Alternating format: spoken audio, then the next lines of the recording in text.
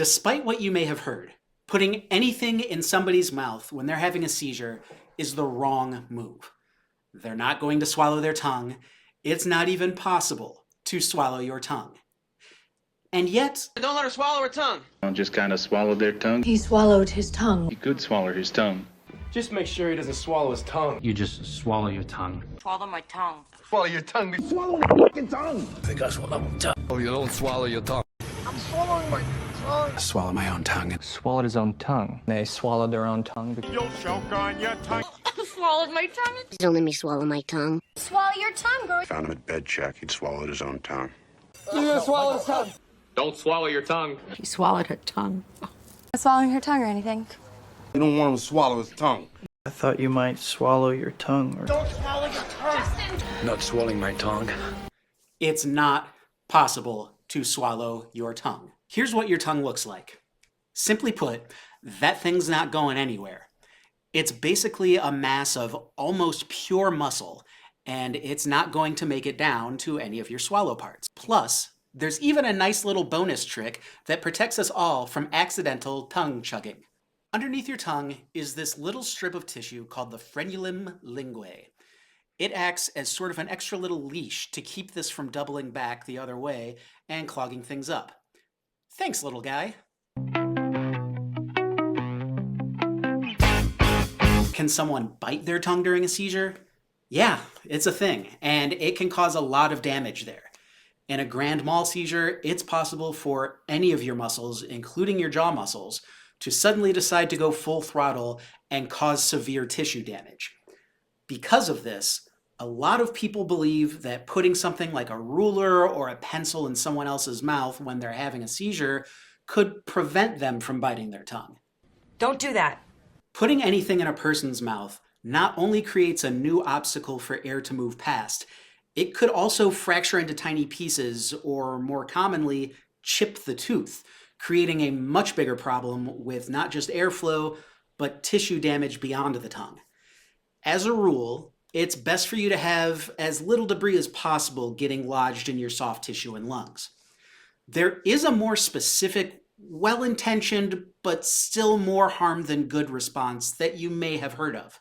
I'm having a seizure! Put a wallet in my mouth! While structurally, a wallet's not likely to splinter or break into little pieces on its own, it's still a foreign object that could be taking maximum bite force. It's going to introduce complications with airways, teeth can still get damaged, and nobody wants to wake up to the taste of a non-sterilized currency that's been sitting next to your butt all day. Plus, there's a bit of a risk factor if a crowd of onlookers gather, depending on when it happens. Hey, did you just take his wallet? He just took that guy's wallet. So wallets and wood aren't great, and you may have even heard of this one. Give me a spoon to stick in her mouth so she doesn't swallow her tongue. Who came up with that? Basically, adding anything to the seizure equation is going to complicate things. If you want to help, it's best to roll someone on their side, cushion their head, and let their airway clear. But learning all of this begs a very important question.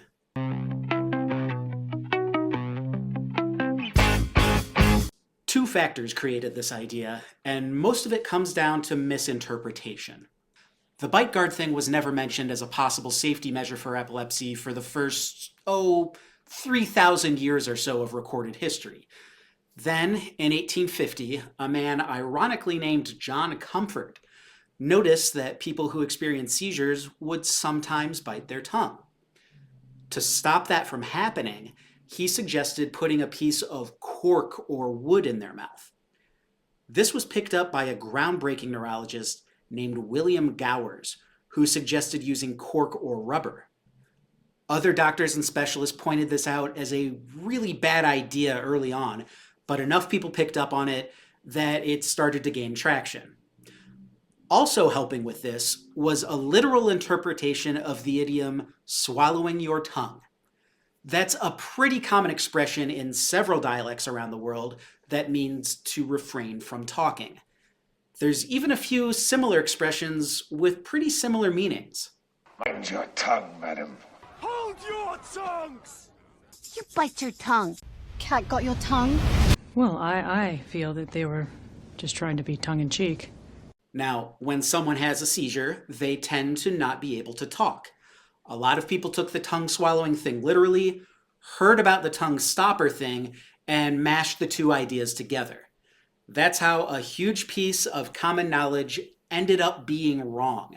By the mid-20th century, this practice was widely rejected by the medical community, but the resulting tongue swallowing myth still circled around. For several years, the hot new misconception was to pull someone's tongue out away from their mouth. Don't do that either. By the 1960s, word was getting out and textbooks were publishing the fact that more epileptic individuals' teeth and gums have been injured by well-intentioned but misguided efforts to prevent biting than by the biting itself. Most organizations have caught up, but it's obvious that the idea is still out there and gets repeated over and over to this day.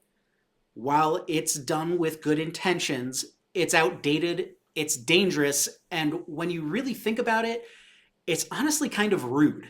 For more learning materials and other resources, subscribe to this channel and contact your local epilepsy foundation or similar organization. Thanks for watching, and take care. I think he took your wallet. I think he took his wallet.